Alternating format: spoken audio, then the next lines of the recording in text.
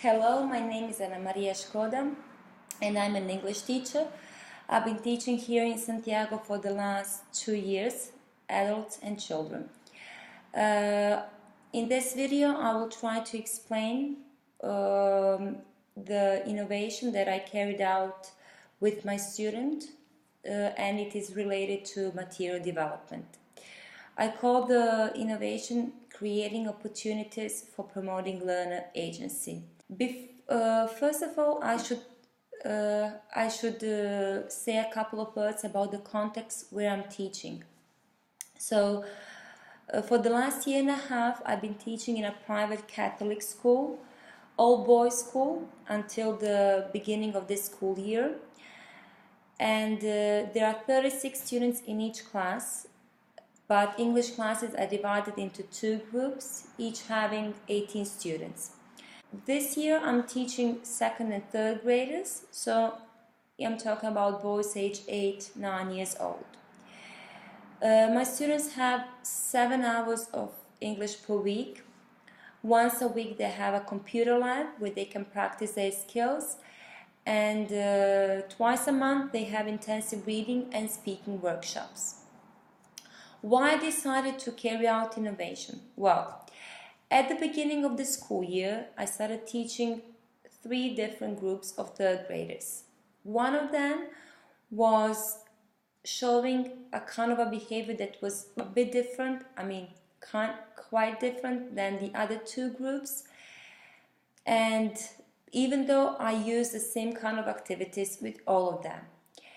So, that group of students in particular was showing lack of interest, high level of passivity, and they were quite distracted. Soon, after a month, when the month passed, I realized some changes had to be done. And in April, I started with those changes. My objective was making a learning community with students showing a high level of agency. In the first phase, I was thinking only about their interests and needs, and I started thinking about the changes in that way. But later, when that started working well, I also raised the bar in a way and started making changes that influenced their agency. All the changes I will explain step by step. So first, after having read different articles about related to education, I first started adjusting my teaching practice to the students' needs and interests. Soon after that, I realized that knowing students' interests and needs is not good enough, and I went further and I investigated the concept of identities, concept of agency. And I included that in my observations and I included that in my innovation. Besides that, I gave students more freedom in choosing activities. Students had the chance to express them freely, and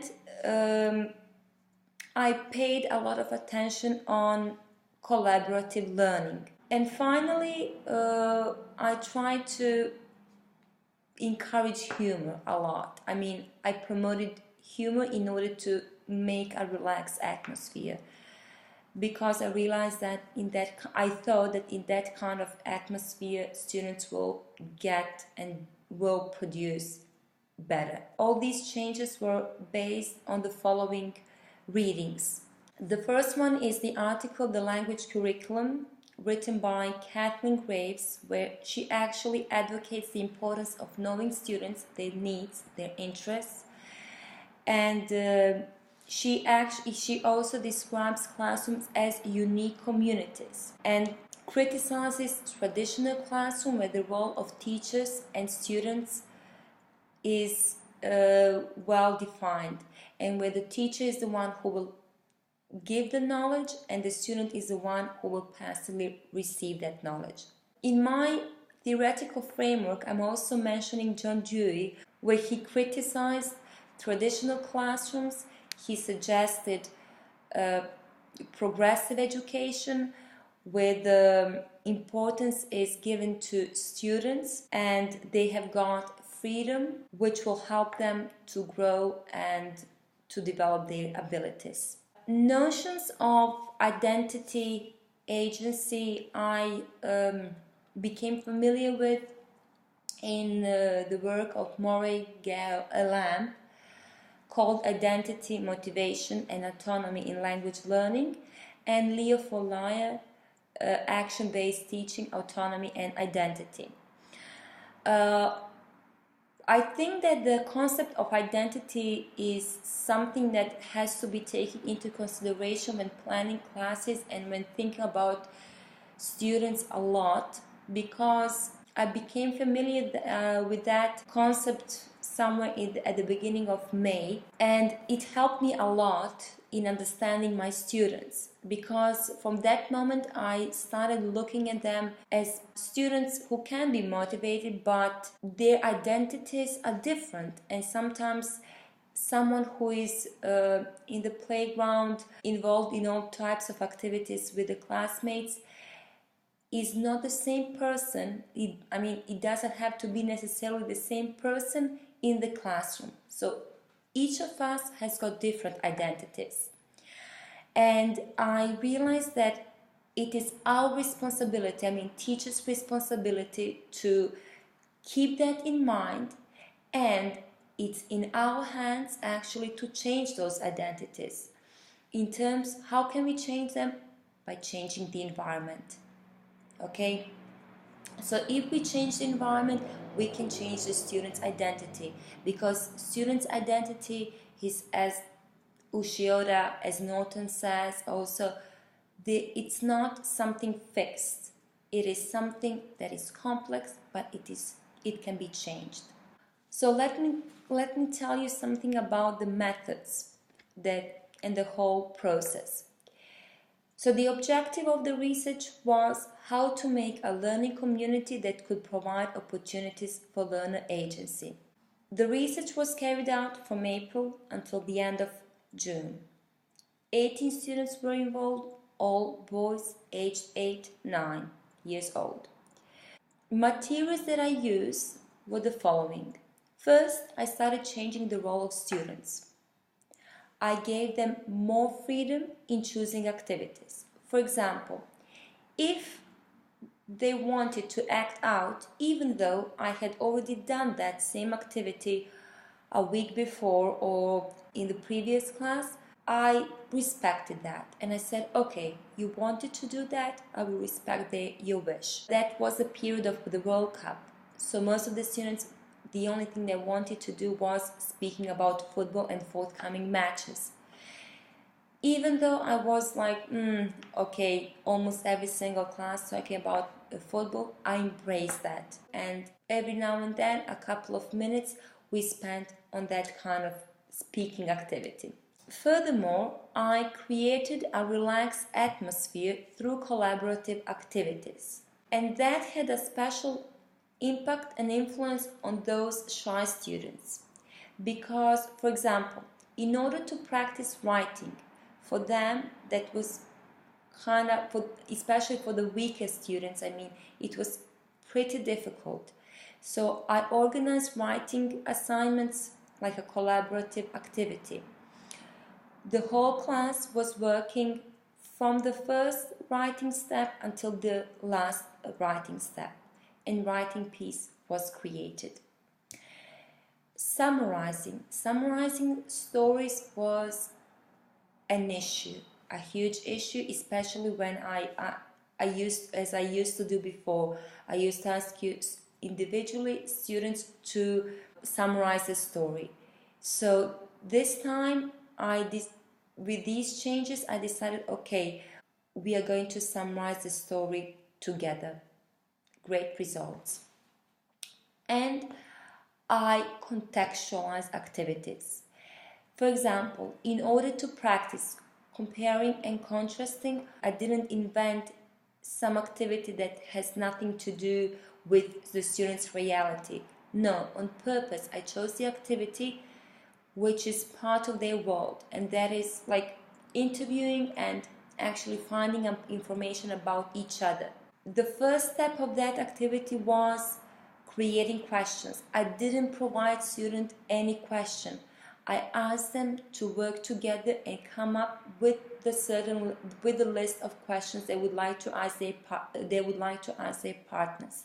They did that, and they enjoyed a lot.